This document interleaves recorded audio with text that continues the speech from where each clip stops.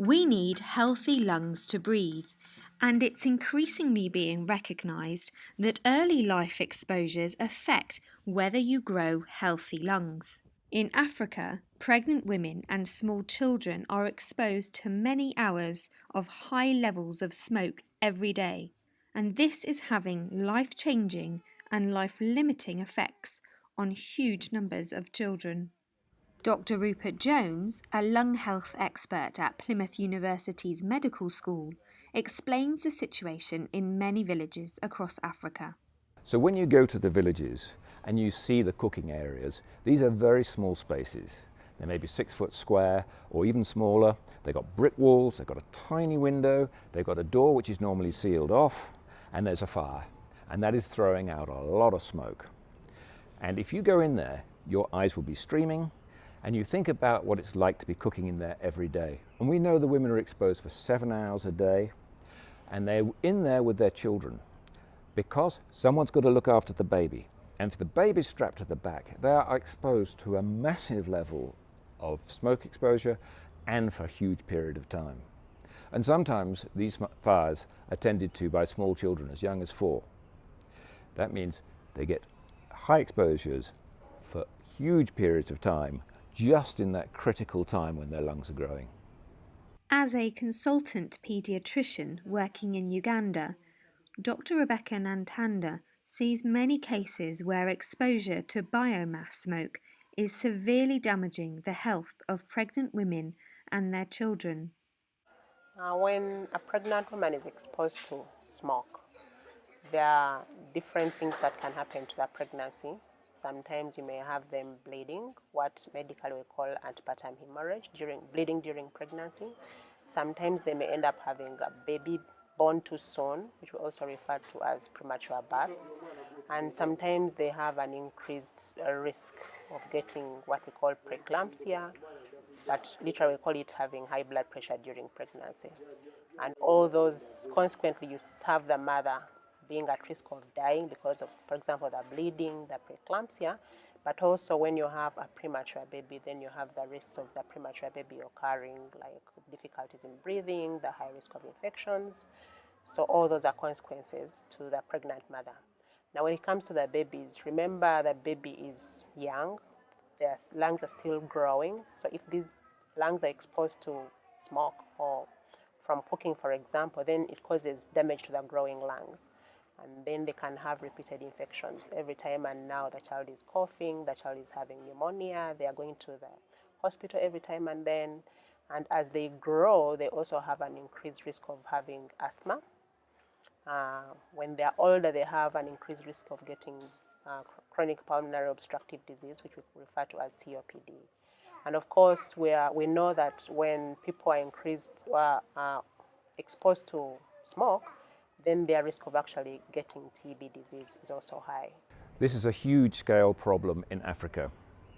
Most people are exposed to biomass smoke throughout their life.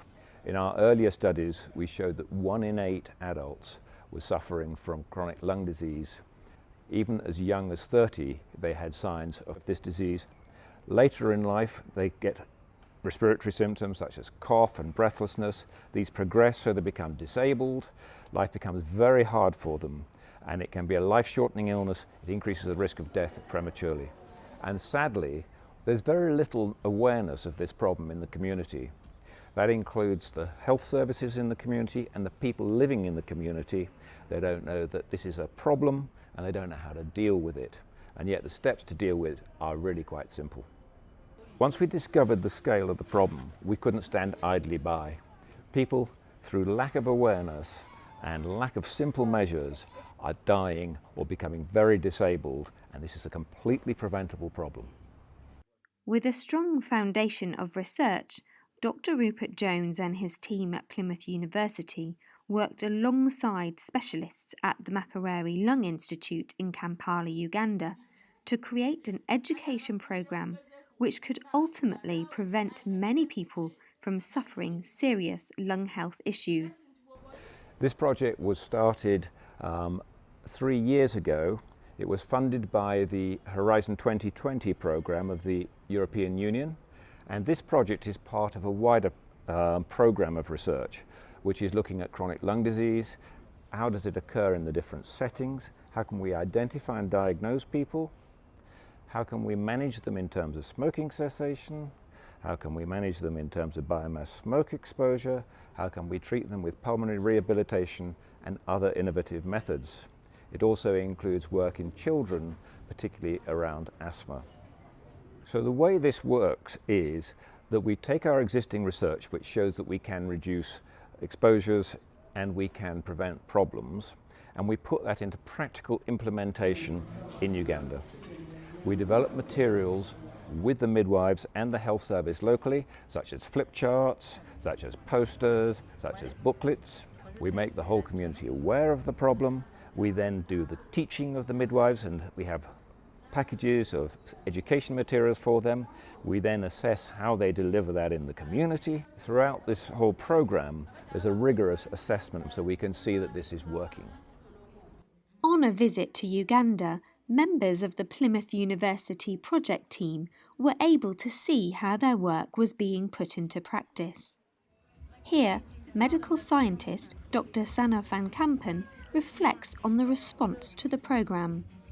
So far, what I really enjoyed is seeing the education material and everything we developed being used in the field. It was really amazing to see how the material was presented by the midwives, how the mothers were there to listen, and how enthusiastic everyone was. They were discussing every picture, every message.